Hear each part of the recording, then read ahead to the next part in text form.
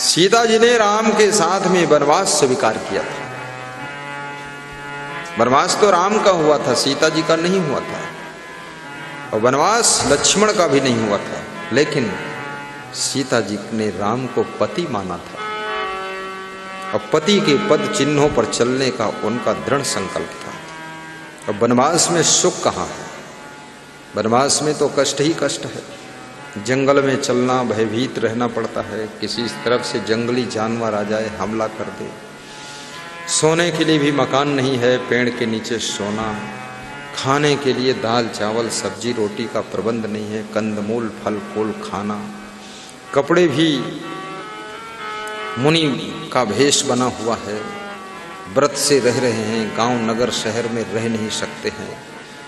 निषाद राज गोहराज राम से कहते हैं चलो हमारे भवन में रहो और आपके लिए खीर पूड़ी हलवा मालपुआ बनवाऊं और खाओ। प्रभु यहाँ कहाँ तुम जंगल में सोओगे, आपका इतना कोमल शरीर है। तो राम ने जब उत्तर दिया है तो केवट को बहुत दुख हो गया, गोहराज को भी दुख हो गया। राम ने क्या कहा? 4 बरस 10 बासुबन मुनि व्रत भेष आहारो, ग्राम वास नहीं उचित सुनी, गुहे भयो दुख भार। हे गोहराज, 4 वर्ष और 10 वर्ष यानी 14 वर्ष मुझे मुनि के भेष में रहना है। ये कुर्ता पाजामा भी नहीं पहनना, पैंट शर्ट भी नहीं पहनना, मुनि का भेष रहेगा। और मुनि के व्रत, जो मुनियों के नियम व्रत होते हैं वही पालन करना। मुनि के भेष में रहना, मुनि व्रत भेष आहार। और ऋषि मुनियों जैसा आहार लेना है, कंदमूल खाना है, फल फूल खाना है। ये पकौड़ी कचौड़ी समोसा, अरे ये तो सपना छूट गया इसका। लोगों को एक दिन चाय न मिले तो खोपड़ा गर्म हो जाता है, जुगाड़ बिठाते। राम भगवान को 14 साल तक कंदमूल खा रहे, शिवरी के बेर खा रहे, वाल्मीकि के आश्रम पर भी फल फ्रूट खा रहे। त्याग कोई आसान त्याग नहीं, बहुत बड़ा त्याग। और फिर बताया ग्राम वास नहीं उचित सुनी, कहा मेरा किसी ग्राम में निवास करना उचित नहीं है, क्योंकि मेरे पिताजी ने मुझे वनवास में भेजा है, किसी के भवन में सोने के लिए तो ले भेजा। भवन में रहना होता तो अयोध्या में ही भवन था, जंगल में रहे। इसका अर्थ ये नहीं कि तुम पति पत्नी जंगल में चले जाओ, फालतू नाटक करो, ये काम करना नहीं आपको। पर यहां यही सीखना है, अपने घर में ऐसे रहो, जंगल जैसे रहो। घर को ही वन जैसी शांति में बदल दो, वहीं पर शाकाहारी बनकर रहो, मुनियों जैसे व्रत धारण करो। जो मुनि होते थे ना, वो सब पति पत्नी दोनों, ये ऋषि मुनि ऐसे रहते थे। जो सद्गृहस्थ, पत्नी भी विचारवान है, पति भी विचारवान है, शुद्ध शाकाहारी परिवार है, वो लोग ऋषि मुनि हैं। जैसे आप लोग बैठे हैं ना, आप लोग ऋषि मुनि हैं, बहुत ऋषि मुनि। ये ऋषि मुनियों का जीवन है। हम लोग तो शुकदेव जैसे संत हैं, ब्रह्मचारी संत, लेकिन आप सद्गृहस्थ ऋषि मुनि। ऐसा हमारा जीवन होना चाहिए।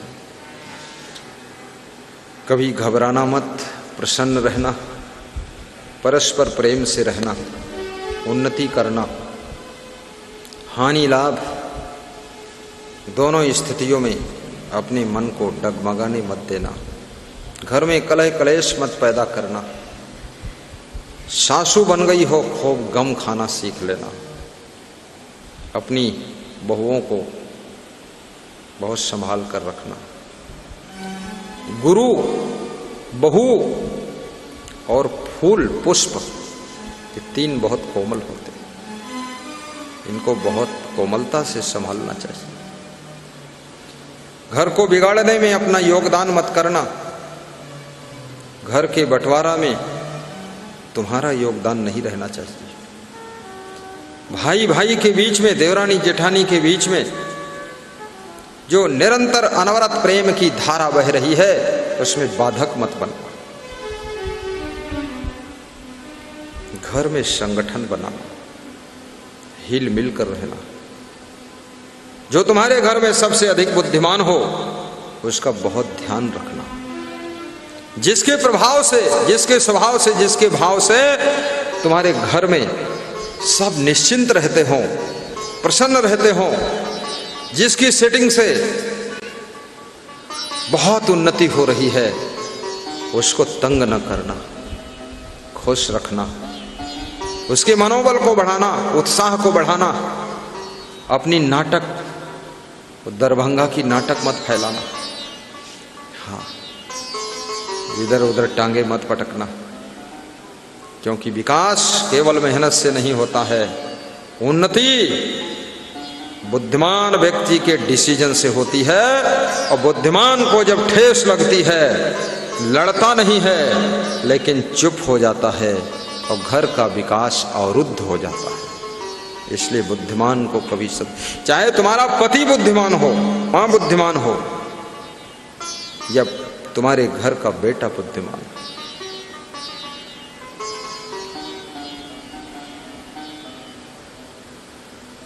उस बुद्धिमान का आदर करो। मैं राजस्थान में गया एक इंजीनियर के यहाँ, पधरौनी, बहुत बड़ा इंजीनियर था वो। 25 मंजिल ऊंची इमारतों का नक्शा बनाता है। कोटा शहर में जितनी इमारतें बोल रहा था 10 मंजिल से ऊंची दिखाई दे मेरी बनाई हुई सब। बोले मैं तो छोटा काम लेता ही नहीं, बहुत दिमाग है उसके पास। मैंने कहा तुम्हारा मकान? बोले 14 मंजिल पर है। पधरौनी गया, उसके कार्यालय में पहुंचा तो पर्दा लगा हुआ था। पर्दे की स्क्रीन पर प्रवचन चल रहा था। तो मैंने कहा कि ओपनिंग है क्या इस कार्यालय की? बोले नहीं, आपके आगमन की ये सजावट है, सब फूल माला गुब्बारे टंगे हुए। बोले ओपनिंग? गुरुदेव के आगमन से वो ओपनिंग तो इसकी हो गई 2-4 साल पहले, लेकिन नहीं, आज आप आ रहे थे, इसलिए मंगल मूल मंगल दमन। अपने चेयर पर बिठाया और कहा ये खिड़की खोलता हूँ, देखो यहाँ से मेरा 14 मंजिल का ऊंचा मकान दिख रहा है खिड़की से। बोले यहीं से देख लेता हूँ, वहाँ भी कैमरे लगे हैं, यहीं टीवी में देखता हूँ वहाँ क्या हो रहा है। बोले आपका प्रवचन सब कर्मचारी सुनता है, ये स्क्रीन बहुत बड़ी लगा रखा हूँ, सुनो प्रवचन। तो हमने कहा राजेश गुप्ता धन्य हो आप। बोले गुरुदेव प्रवचन से शांति मिलती है, बहुत कलाएं मिल जाती है। तो मैंने कहा गेट पर वो बुजुर्ग आदमी एक मिला, वो कौन था? बोले मेरे पिताजी। मैंने कहा वो गेट पर क्यों रहते हैं? बोले रिसीव करते हैं, नौकर रख दूं तो उल्टा बोल देगा तो ग्राहक वहीं से भाग जाएगा। मेरे पिताजी बड़े प्यार से लोगों को रिसीव कर लेते हैं, अंदर ले आते अंदर, तो मैं फिर उसको डील कर लेता हूं। बड़ा इंजीनियर बन गया। बोले मेरे सास ससुर आपका प्रवचन बहुत सुनते हैं। मेरा ये साड़ू भाई डॉक्टर राम बाबू गुप्ता हॉस्पिटल महावीर नगर 3rd, ये तो आपका बहुत भक्त है, यही आपको मेरे घर ले आया। पूजा किया, आरती पूजन चरण पखारण वंदन अभिनंदन और जलपान स्वल्पाहार सब करके दक्षिणा भेंट करके प्रवचन सुना। मैंने कहा राजेश धन्य हो। बोला गुरुजी एक बात है, अब अगला जो आश्रम आपका कभी बने कहीं, पूरा जमीनी स्तर से काम हमको देना, निःशुल्क करूंगा, लेकिन ऐसा बना दूंगा कि लोग देखने आएंगे, उसको रहने की लालसा है। ये आश्रम जो बना इसमें 5 इंजीनियर लगा है। सीतापुर के एक इंजीनियर, उन्होंने शुरू किया, उनकी डेथ हो गई। फिर गोला के एक इंजीनियर शुरू किया तो उनकी डेथ तो नहीं हुई, लेकिन ठीक है, देख रेख करते रहे। फिर तीसरा उज्जैन का इंजीनियर 5 दिन आके यहीं रहा, नक्शा बनाया। फिर चौथा राजेश गुप्ता, राजस्थान कोटा का। फिर 5वां हिमांशु त्रिवेदी, गुजरात बड़ोदरा का। क्योंकि जो इंजीनियर मुझको मिलता था तो मेरे को लगता था इसको ज्ञान कम है, आगे बढ़ना पड़ेगा। क्योंकि हमसे हम बार बार उसको बताएं और तब वो सुधारे तो क्या मतलब। तो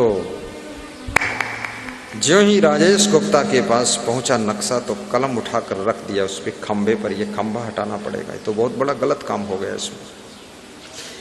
बोला कि इंजीनियर से बात कराया तो बोला नहीं हट पाएगा, गिर जाएगा भवन ये। अरे बोले हटेगा, इस तरह हटेगा। डिस्कस किया 2-3 बार फोन में, हटवा दिया खंभा। बोले आप ठीक। गुजरात वाले इंजीनियर से मिला हिमांशु त्रिवेदी, उसको नक्शा दिया, उसने फट से हमारी सीढ़ी पर रख दिया कलम। बोले ये सीढ़ी गलत जगह, इसको हटाना पड़ेगा। मैंने कहा तो 2 मंजिल बन गया, क्या करें, ये तो गलत हो गया। बोले सीढ़ी आपका कमरा इधर तो इधर होना चाहिए सीढ़ी, उधर हाल भी खराब हो गया, जगह घिर गई उधर 8-10 फुट। क्या मतलब गुरुदेव, कौन इंजीनियर है? हमने कहा आपका गुरु भाई होगा कोई। बोले आप मेरे पास क्यों नहीं आए? बोले हमने कहा हम तो थोड़ा प्राइमरी से शुरू करते हैं, अब PhD तक आ गए। कभी भी कोई काम करिए आप, एक क्लास के आदमी को चुनिए आप, गुरु भी टाप का चुनिए। अरे गहरे नथु खैरे वगैरह वगैरह ये कोई शुद्ध ज्ञान दे नहीं पाएंगे। ऐसे ऐसे गुरु घूम रहे, बोलते अरे तुम असंग साहब का इतना महंगा सत्संग, उसमें फालतू इतना खर्चा करते हो, हम तो सस्ते में कर देंगे, 5000 में सत्संग हो जाएगा। सस्ते में सड़ी सब्जी मिलती है, उसको कौन खाएगा? हमको टाप की सब्जी लाना कि सस्ती लेना है? हमको उन्हीं को बुलाना। हरियाणा के एक भगत ने कहा कि आपका थोड़ा बहुत खर्चा हो जाता सत्संग में, तो हमने कहा तो यहाँ सस्ते साधु हैं उनको ले लो। अरे बोले उनमें क्वालिटी नहीं, तो हमने कहा क्वालिटी का माल तो थोड़ा महंगा रहेगा ही, कास्टली रहेगा। तो मेरे में खर्चा क्या, कुछ नहीं, लेकिन पंडाल तो लगाना पड़ेगा श्रोताओं के लिए, माइक सेट लगाना पड़ेगा, वीडियो कैमरे चलेंगे, व्यवस्था तो सही सलामत करना पड़ेगा, वोट पटांग अलवा जलवा नहीं बनेगा।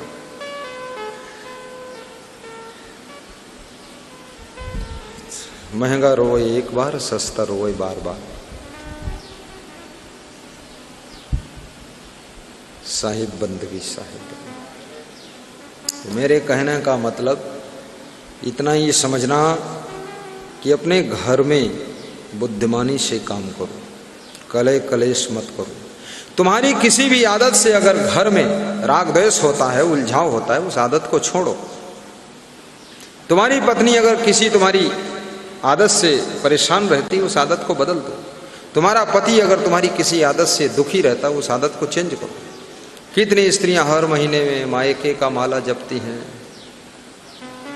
मैं जाऊंगी। पति पूछता कहाँ जाओगी? मैं मैके जाऊंगी। तो क्यों जाओगी? मैं तो जाऊंगी। अरे मान जा, नहीं मान रही है। हाँ, अब ये डिस्टर्ब हो रहा है, इतना बड़े घर की व्यवस्था है, भारी सिस्टम है, तुम जाओगी, फालतू काम गड़बड़ बनो। अरे इतने महान बनो, इतने मेहनत करके बनो। वो जो आपकी पत्नी है, नारी है, इतनी क्षमता पैदा कर लो कि आपके माँ बाप की व्यवस्था भी यहां से संभाल सको, इतनी ताकत पैदा करो। वहां मायके में जाकर के कंधे पर कंधा रख करके नाक टपकाने से थोड़े कुछ होने वाला है। और उधर भी वो माँ बैठी, उसके बुद्धि विवेक नहीं है, वो रोज फोन करती, अरे बेटी कब आएगी? वो बोली मैं तो आना चाहता हूं, पर ये जो दामाद है ये तो बड़ा हुल्लड़बाज, ये तो आने नहीं देता। अरे तो तू अपने आप चलिया, मैं तो अपने पति को रगड़ के चटनी बना दिया। तूने अभी चटनी नहीं बनाया? अरे अभी तो भाटा बना हो, चटनी बना, मानता नहीं है। उधर से वो पढ़ा रही, इंटरफेयर कर रही, सासू बूढ़ी सासू जिसको मालूम नहीं चप्पल पहन, बाएं पांव का चप्पल दाएं पहनती, दाएं का बाएं पहनती, अक्कल बता रही, इधर पहनना नहीं जानती चप्पल और बताती अक्कल। बिगड़ गया खेल सब। जिस घर में दूसरे लोग इंटरफेयर करने लग जाते हैं वो सब बर्बाद हो गया। मैं साधु बना, हमारे घर से कभी फोन ही नहीं, वो माँ बाप का फोन आया ही नहीं, इंटरफेयर कुछ है ही नहीं, वो क्या मुझको बताएंगे। हमारे पास खुद विवेक नहीं होगा, हम बेल बुद्धि के होंगे तो यहाँ चौपट करेंगे हम सब। वो क्या समझाएंगे, वो यही समझाएंगे, अरे वहां अच्छा ना लगे तो घर आ जाइए। तो घर में कौन लड्डू रखे हैं, घर आ जाइए, घर में क्या करना है। इसलिए कोई तुम्हारा बेटा साधु बन जाए, उसकी जिंदगी में लाइफ में इंटरफेयर मत करिए।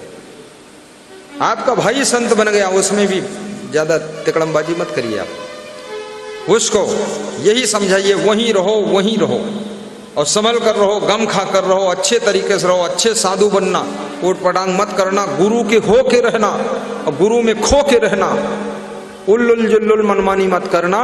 और वही तेरा घर है, वही मायका है, वही ससुराल है, गुरु के चरण ही भगवान के चरण हैं, वहीं तू डूब जा, तेरी जिंदगी धन्य हो जाएगी, इधर लौट के मत आ। जय। ऐसा समझाना चाहिए, अपनी बेटी को भी ऐसा समझाओ। कितनी लेडीज है पहले से समझा देती है, बेटी तू ससुराल जाना, अगर ठीक ना लगे तो फिर बताना और वापस चली आना, वापस तू पति बनेगी उसकी। कहां बुला रही वापस, फालतू बात कर रही। अरे उसको ये समझा, पति की गम खाना, सासू की गम खाना, सासू से मेल बना कर रहना, सासू से पहले सोकर जाग जाना, सोती मत रहना, कुंभकर्ण की देवी बनकर उठ जाना और झाड़ू पहले लगा देना, पोछा लगा देना, सास ससुर जागे उससे पहले चाय बनाकर उनके कमरे पास पहुंचा देना और अलार्म बजा देना कि चाय तैयार है, सासू देवी पी लीजिए, तो खुश हो जाएगी।